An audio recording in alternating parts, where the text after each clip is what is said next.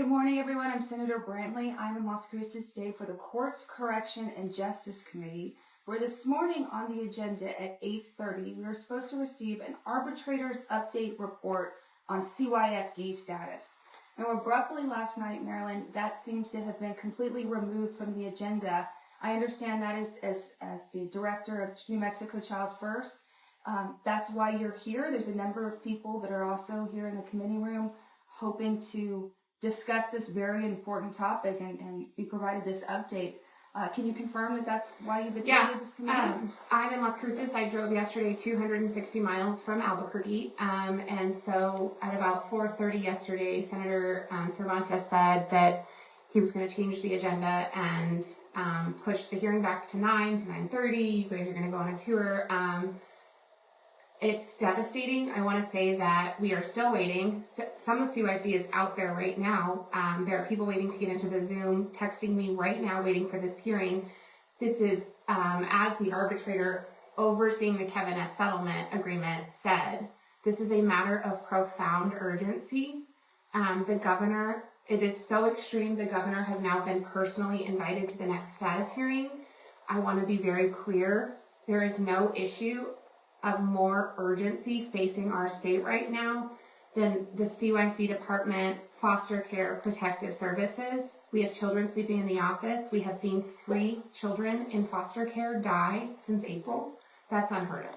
You know, I don't disagree with that. We're also discussing much of this committee, the potential special session that's coming up. And although there is not an agenda that's been set from the governor, there's a couple of items that would certainly rise to the level to need a special session. One is juvenile crime, specifically in the state of New Mexico. 2 is CYFD. Neither of those topics seem to be really taking priority, although New Mexicans would agree that's the most important, really challenge facing New Mexico. So we have you here. We have a number of people out there that came to get an update on this report. For viewers who are tuned in to the committee and will soon recognize that it's not happening this morning, can you give people a very brief update of what that arbitrator's report? Just real quick, in 2018, which was 7 years ago, a number of plaintiffs, including 14 youth in foster care, sued CYFD and HCA because of the state of CYFD and foster care. In 7 years, it's gotten worse. So in 2020, they settled it, and they said we don't need a court oversight. If, God forbid, the state doesn't hold up their end of the bargain, we'll go to an arbitration. They did an arbitration. The arbitrator has now come out with 2 reports and in this quote, I just want to use the words, you can go to kevinssettlement.com, but he uses the word profound urgency. This is a matter of profound urgency. Children's lives are at stake. The state is their guardian if we don't recruit more. And that's what I thought we were coming to do today, was read through the arbitrator's report of what he is saying to CYFD. You must recruit 265 new foster families. That was going to be my question. Does the report offer solutions? Does it provide a blueprint of how we get to a safer, very clearly, child welfare system? Well, and I think that's part of the problem. Like, everyone's like, oh, we can't hear these because there's no solutions. That's false. That is absolutely false. Solutions exist to reform these broken systems where children's lives are at dire, immediate, dangerous risk.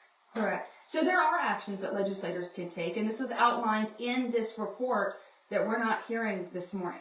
And one of the things he said in January when he came out with the report was the legislature must fund CYFD. And you all did. And we did. And you funded it $100 million more.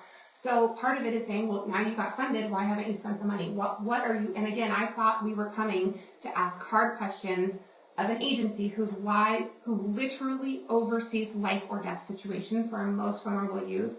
I just want to be very clear that the stark consequences for the state's business as usual. So when Senator Cervantes said yesterday, oh, it's just another bad report. This is not another bad report. At the same time this report came out, the feds came out with they have a report every 5 years. The Fed said imminent danger, safety is their #1 risk.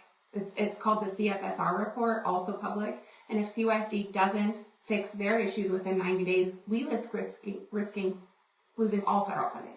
You know, a lot of times legislators think, well, we just fund this agency or we pass a couple bills and we've done our job. Clearly we haven't, because we're not holding this breaking agency accountable. If this report outlines solutions, can many of those solutions be transformed into proposed legislation to insist that CYFD follow these examples or guidance? Well, and it has been. I think that that's the other issue, is that I think it's time to say, you know, we can't legislate a department to actually like show up to work. That's part of it. But you can ask those questions. You've funded them. You've implemented the solutions. SB 42, which you helped sponsor and carry, changed the confidentiality law, and CYFD is not answering it. So I think you as a legislator... And once again, CYFD isn't having to answer to this report today. Now, they're not having to explain themselves to lawmakers as to why we're failing New Mexico's children, because we've given them a pass to do what? To have breakfast? Where is everyone this morning? So I just want to be very clear.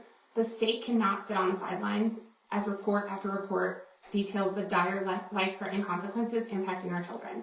And that's what's happening today, is we gave them a pass. For any viewers out there who were excited to actually tune in and learn about today's report to see what can be done, where can they find this information and follow through on what they can do? You can link this in your link. It is kevinsettlement.com. If you go to, there's a link and it says the settlement, scroll down to the documents. And I want to be very clear, and I'm showing you, there are thousands of pages of solutions. Detailed framework. When the governor says she wants to bring in a national expert to fix CYFD, the state is already paying. You've paid $8 million to the national experts who have provided these step-by-step solutions.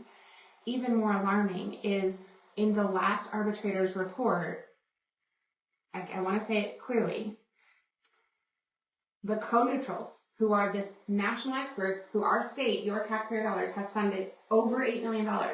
The co-neutrals have extensive experience with reform. This was in the report you were supposed to listen to. The co-neutrals have extensive experience with reform for protective services and foster care in other states. In their experience and professional opinion, successful child welfare reform requires a judge who demands accountability from the state. That's the arbitrator. An engaged and committed governor. And a focused and motivated agency leadership. Which is what we're lacking here in New Mexico. Absolutely.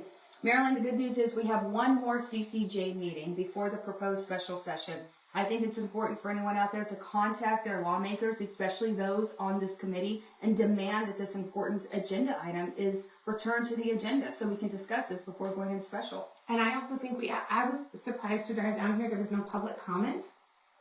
I agree. That's disappointing, right? And I think if you're watching this and you want to know how do we fix CYFD, you ask for public comment. You demand public comment. You're a citizen. I was the only person sitting in, people were driving down when they found out at 4:30 yesterday that this was going to be canceled. But and unfortunately, there seems to be a number of people out here waiting for this meeting to start that, unbeknownst to them, is not going to cover this topic. So thank you for giving a brief update. Thank you for providing this information, and we'll continue to fight for you to get back on the agenda, hopefully before the legislature reconvenes. Thank you. Thank you, Maralyn.